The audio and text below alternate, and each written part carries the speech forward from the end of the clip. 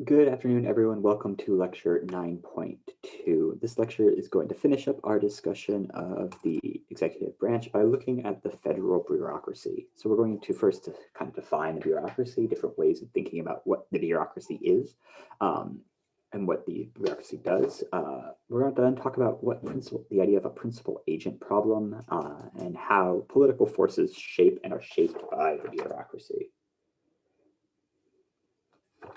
So what is a bureaucracy? Bureaucracy is an administrative group of non-elected officials and charged with carrying out functions connected to government policies and programs. So some members of the bureaucracy are appointed. These are the high-level positions in the cabinet and executive agencies, but most are hired for their expertise and experience. Most bureaucrats are they are hired in the same way that you'd be hired for any other job, that they are experts in this area. Bureaucracies are characterized by hierarchical organization and disaggregated tasks, right? You have clear kind of answerable, these are hierarchical organizations in that you answer to the head of the agency. You answer to your manager, who answers to their manager, who answers to the head of the agency, who answers to the president, and breaks down the kind of tasks of administering the federal government into a series of smaller tasks.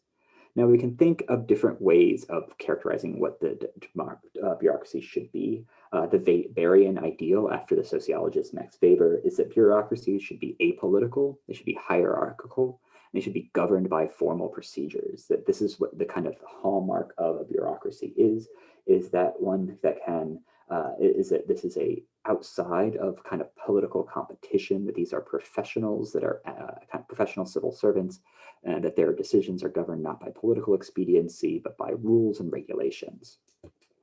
However, there's kind of contested ways of thinking about how the bureaucracies actually function. Some argue that we should understand the bureaucracy through what's known as the acquisitive model, thinking about bureaucratic agencies as themselves self-interested in trying to acquire resources, personnel, funding, power, that we shouldn't think of these bureaucracies as simply apolitical, that they are governed by the same types of political self-interest. And then we can also think of the bureaucracies as occupying a monopoly over particular resources and roles, decreasing competition. This argument is usually made by critics of the bureaucracy, that these are squeezing their competition, which would be more effective and efficient at administering the state needs.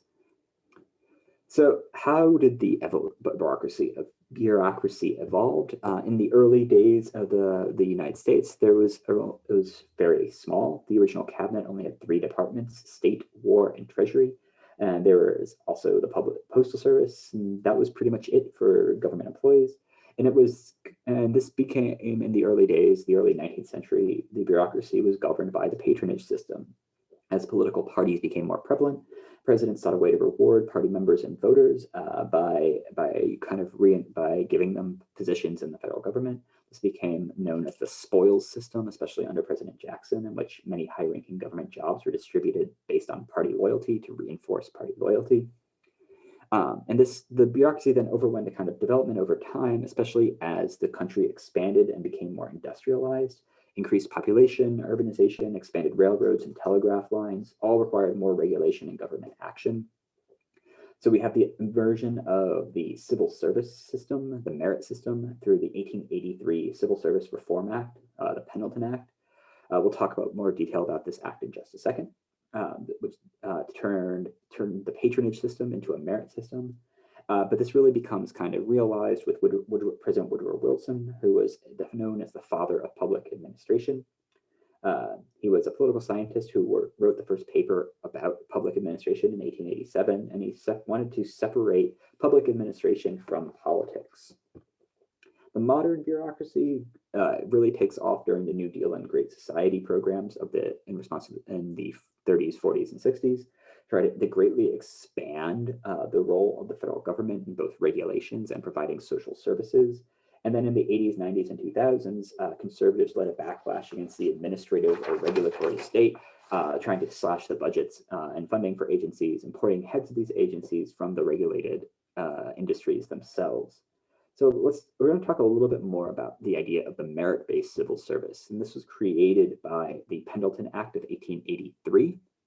This act made it illegal to fire government workers for political reasons, and it raised the qualifications for civil service positions through examinations. The civil service exam was set to identify people based on their merit and skills and expertise rather than their political patronage and loyalty. It also created the United States Civil Service Commission. The CSC was to be made up of 3 commissioners, only 2 of which could be from the same political party, and they were supposed to develop and apply the examinations for the civil service. And this created merit-based recruitment. So jobs were posted with KSAs, or knowledge, skills, and abilities, in the same way that you would see any other job ad with the kind of like desired and required qualifications to hold that job. There were civil service exams. They're used to be universal, not for specific positions. And pay schedules would be based on level and experience, so they couldn't be influenced by politics. All of this to try to get closer to that Weberian ideal of an apolitical professional bureaucracy. When we're talking about the bureaucracy, we can break down executive agencies into a couple of different types. The most famous are cabinet departments, of which there are 15: Treasury, Justice, Interior, Agriculture, Commerce, Labor, Defense, Health and Human Services, Housing and Urban Development, Transportation, Energy, Education, Veterans Affairs, and Homeland Security. Each of these is headed by a secretary appointed by the president and confirmed by the Senate, and they are directly accountable to the president and have broad authority, especially the agency heads, to kind of shape how the laws will get interpreted and enforced and executed. Then there are independent and regulatory agencies. These are things like the CIA, the EPA, the Forest Service, the Bureau of Land Management. These often have more focused tasks, focusing on a particular regulatory or administrative procedures. Their heads are Senate approved, but most of the staffing are not Senate approved. So most of them are career bureaucrats working in these regulatory agencies for their whole careers.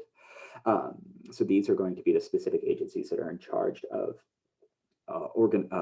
regulating, enforcing certain laws, right? So like the Clean Air Act and the Clean Water Act empower the EPA to do certain things, and then that's how they get enforced.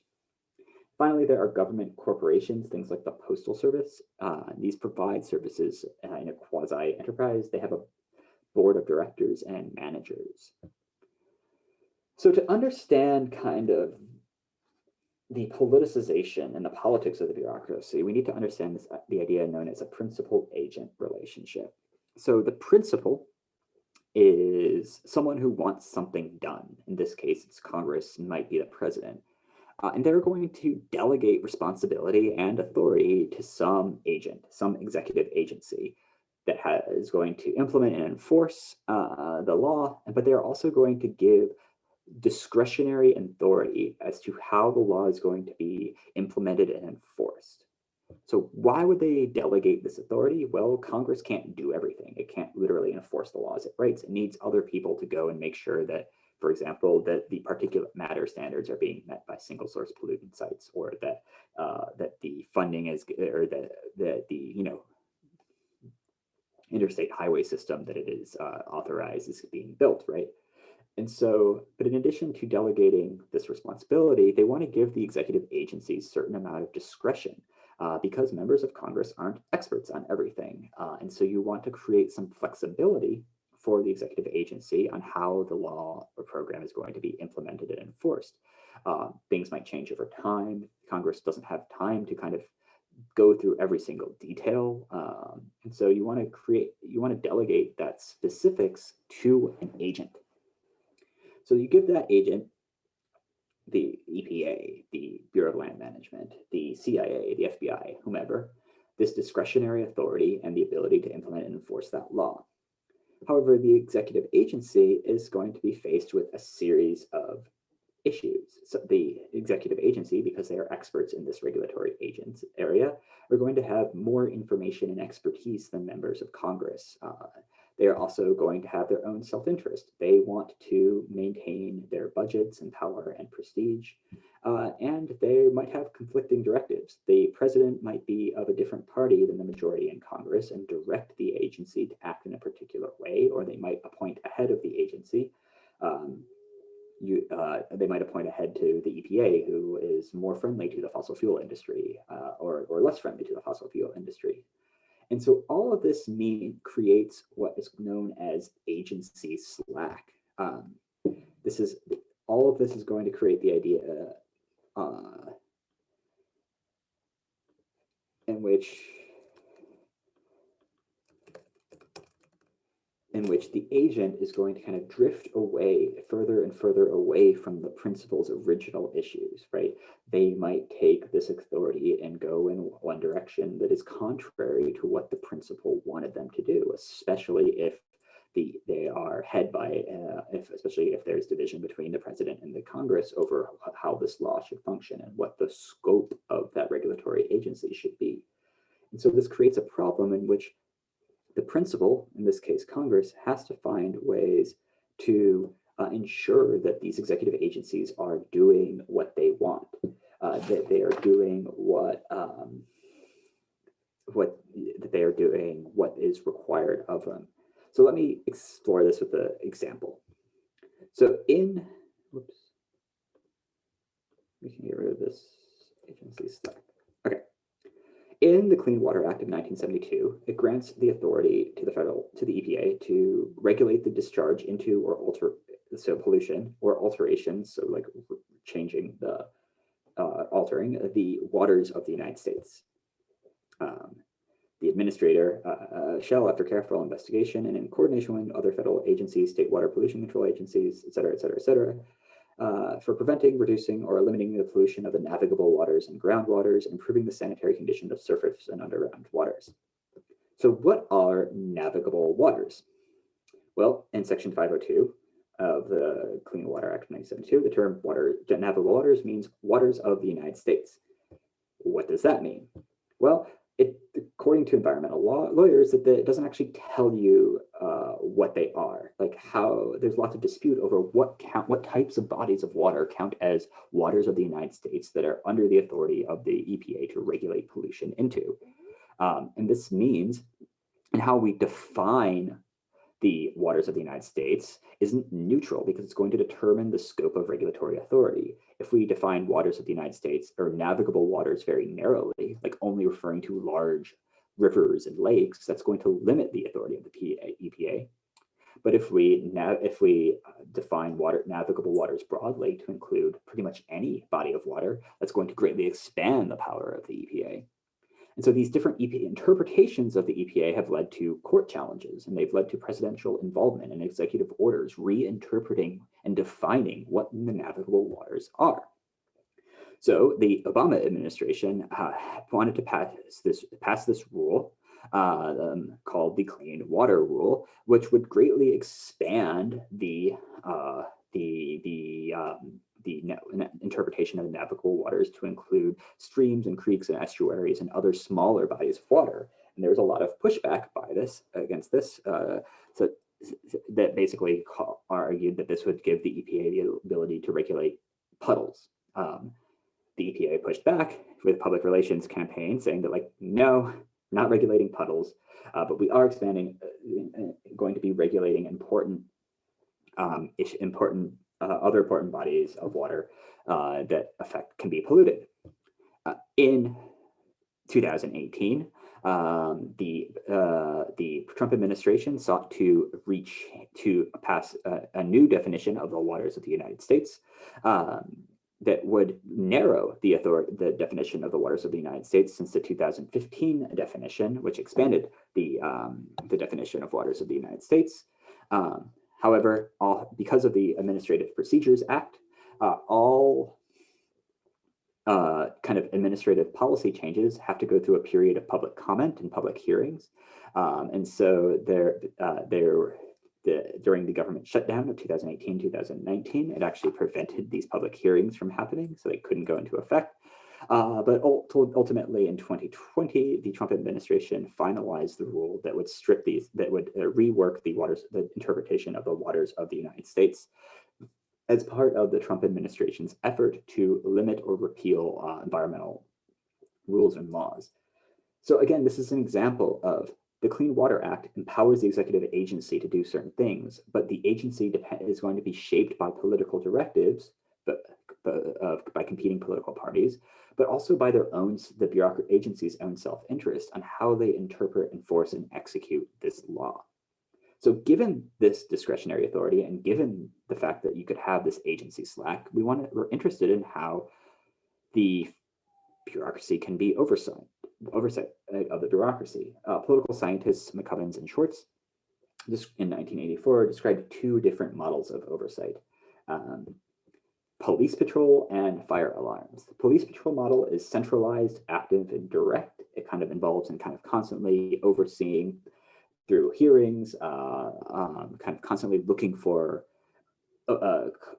instances in which the bureaucracy is doing something that they would not normally authorize. This relies on congressional initiatives, and this is kind of analogous to the idea of police patrols, in which Congress is going to have to go and check in on what the executive agencies are doing. It's going to have to surveil them, read through documents, call them in for testimony. It's going to require a lot of work by Congress. In contrast is the idea of fire alarms, which is decentralized and indirect. It's the idea here is that there's a system of rules that empower people to report misconduct. So you would go and pull the fire alarm, and then Congress would come in and swoop in and save the day. So these are rules, procedures, and practices that allow citizens or interest groups or members of the executive agency to kind of signal to Congress that the agency is doing something different than what Congress has already authorized, or that they are failing to do their job in the way that Congress has authorized, that they can, and then following that Congress can then call in hearings and try to make changes. Congress has an incentive to favor the fire alarm model because it is more efficient and easier for Congress. Congress is not going to have the same level of expertise or information or institutional capacity to kind of do this police patrol model, but this does that they are reliant on other people kind of alert. It's always going to be more reactive than proactive. They're reliant on other people to kind of pull the fire alarm. So what does congressional oversight look like? Well, the Government Accountability Office creates nonpartisan reports on government actions for Congress. There's the House Committee on Oversight and Government Reform that they call hearings for investigations, ask questions, review budget. Often these are tame, but they can become a political spectacle, such as when the EPA the head of the EPA was called in to discuss the Flint water crisis and the pollution of the Flint water supply. They also can refuse to authorize appointments to the head of executive agencies. They can prevent certain people from heading these agencies. The president has like kind of most power over the bureaucracy in that the bureaucracy serves at the pleasure of the president. They control the appointments to heads of agencies, and these appointments can really shape the direction because Congress gives these agencies broad discretion. Whoever is at the head of the agency can really shape how the type of actions that agency is going to do, right? We saw this in the fall of 2020 with the appointments, Trump administration appointee to be the head of the post office, and that led to various policy changes that made the post office less effective, right? That these are all functions of the kind of political appointment process. The Office of the Management and Budget, the OMB, produces annual budgets for these different agencies, and it oversees agency performance. But there's also citizen oversight. The Freedom of Information Act provides the ability for citizens to request documents about agency actions, documents produced by these executive agencies, so that individual citizens can be the ones who pull that fire alarm and trigger greater kind of political action and regulatory reform here. So that's it for the bureaucracy. We'll talk a little bit more in discussion section, but next week we're going to talk about the third branch of government in the Constitution, the judiciary, looking at both the structure and procedure of the federal judiciary, but also this kind of question about how the Constitution should be interpreted through different judicial philosophies, with this debate conversation between former Justice Scalia and Justice Breyer. That's going to be the focus for next week.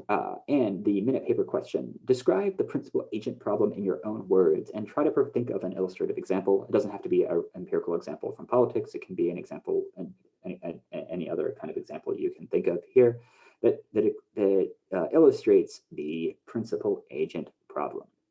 So that's it for week 9 on the executive branch. I will see you all in discussion section. Take care.